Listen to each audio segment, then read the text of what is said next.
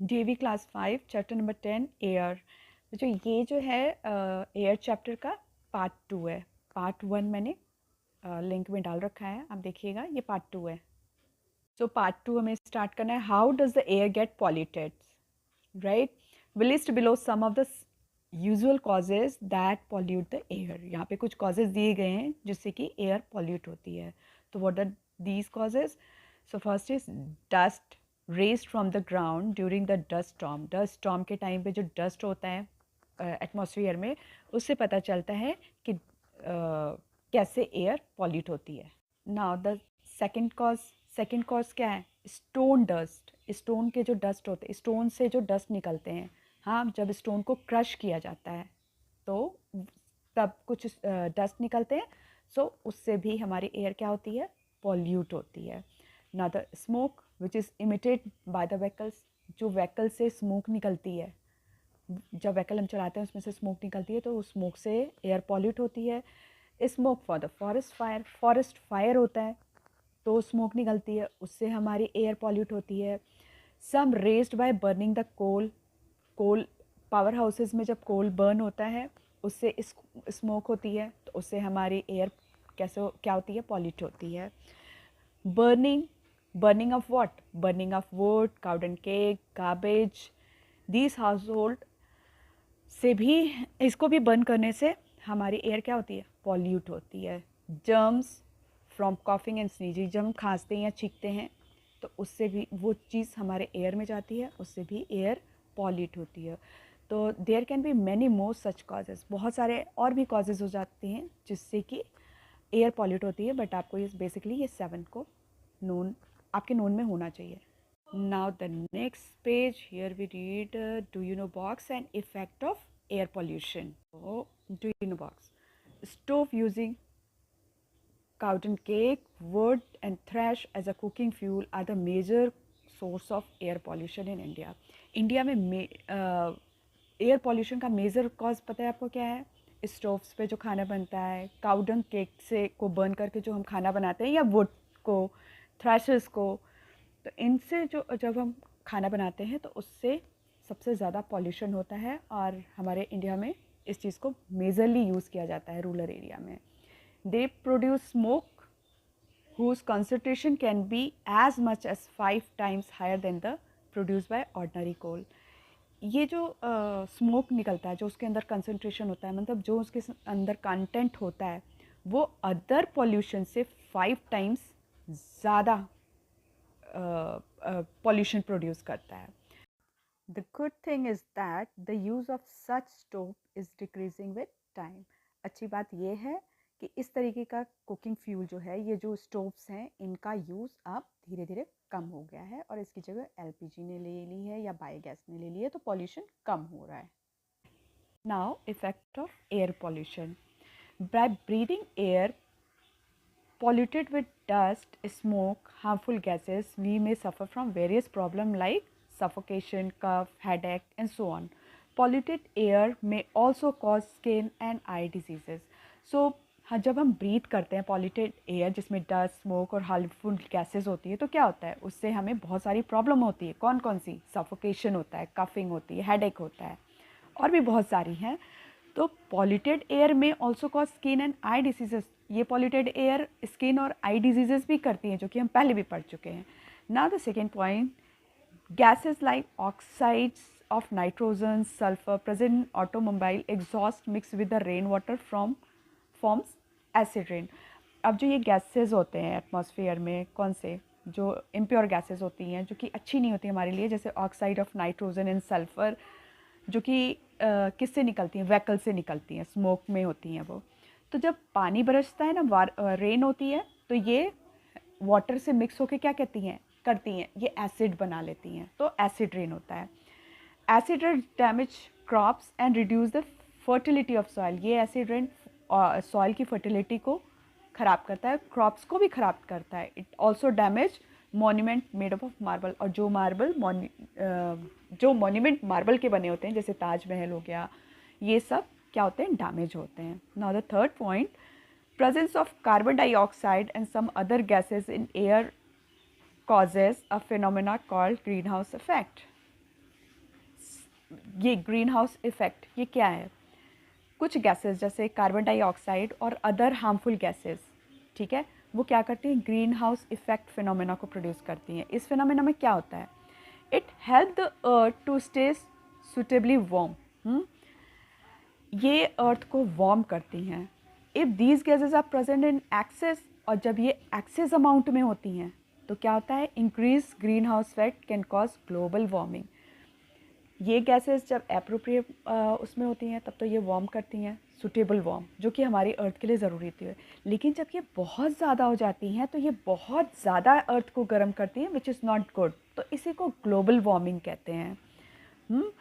An extra increase in the average temperature of the earth, this can result in an increase in the melting of polar ice caps, which can cause widespread damage and destruction.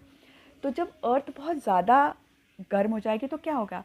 हमारे जो polar region में eyes हैं वो melt हो जाएगी, और वो melt होगी तो क्या होगा? बहुत सारा पानी हो जाएगा, बहुत सारा अर्थ पे पानी हो जाएगा, और अर्थ जो है फ्लड से ख़त्म हो जाएगी।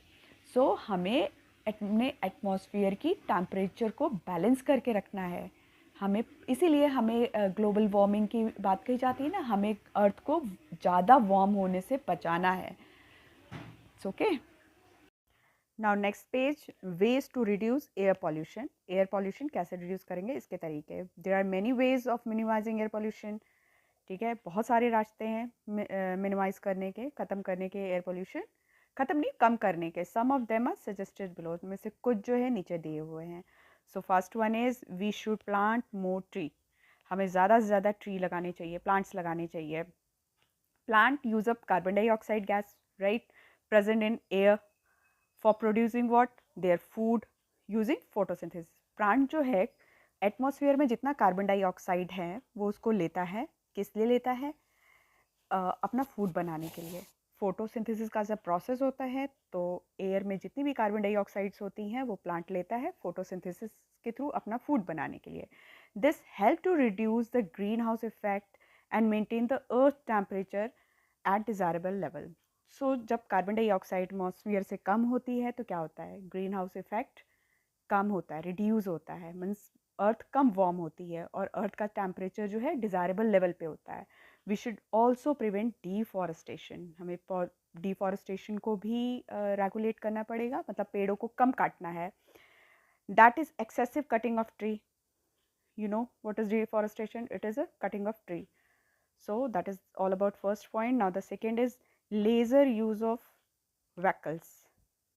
So in this we should use bus or metro. हमें बस और मेट्रो यूज़ करनी चाहिए if available for going to the office instead of using the personal vehicle.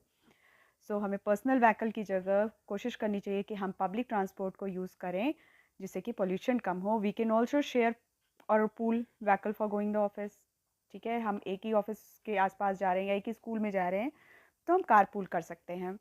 This will reduce the number of vehicles on the road. ये vehicles को कम करेगा road पे।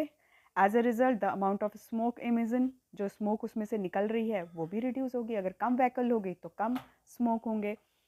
Now the third point is regular checkup of vehicle. We should get our vehicle regularly checked for their pollution level.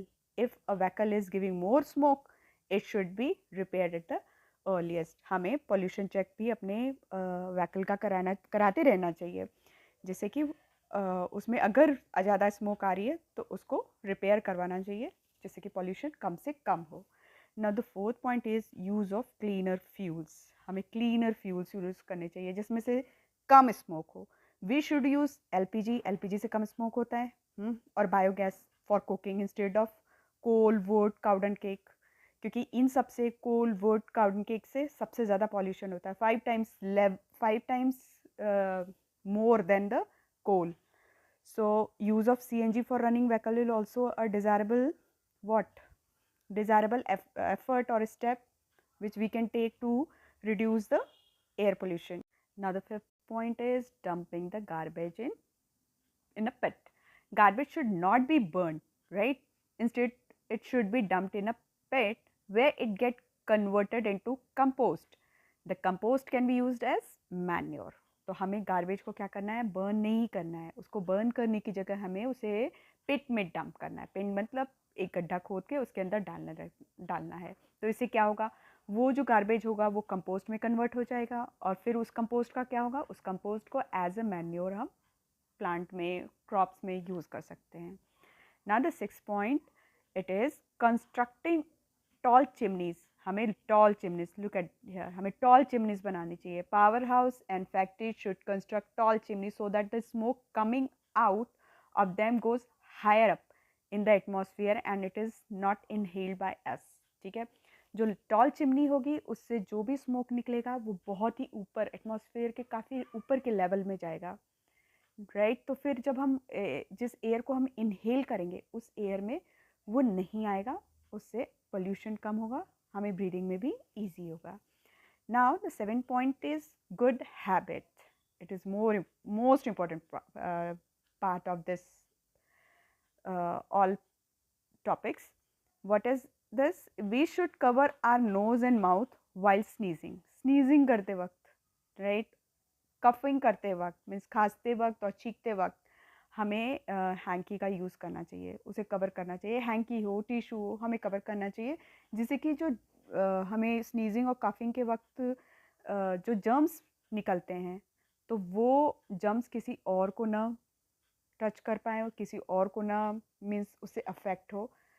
Now try to think of some other way of reducing air pollution. अब आपको कुछ अलग अलग और भी तरीके ढूंढने हैं जिससे कि एयर पॉल्यूशन कम हो।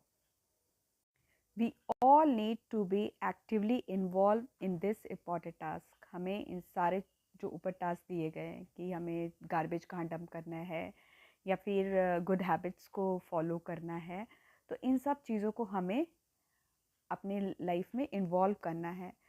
For what? Reducing and minimizing air pollution. Environmental pollution is the responsibility of each and every person. ये हम सब की रिस्पॉन्सिबिलिटी है कि इन्वायरमेंट में पोल्यूशन हम खुद से दूर करें। हमें किसी पे डिपेंड नहीं होना है, हमें गवर्नमेंट का वेट नहीं करना है। Now in last, this is the activity which you have to do. What is this? Make a concept map flow chart to depict air pollution, finding a solution, use suitable picture for this purpose. Means आपको वो solution find out करने जिससे air pollution कम हो और उससे related आपको pictures लगानी है। तो ये class activity होगी तो आप करिएगा। So it's all about this chapter. I'll meet you in the next chapter. Till then, bye.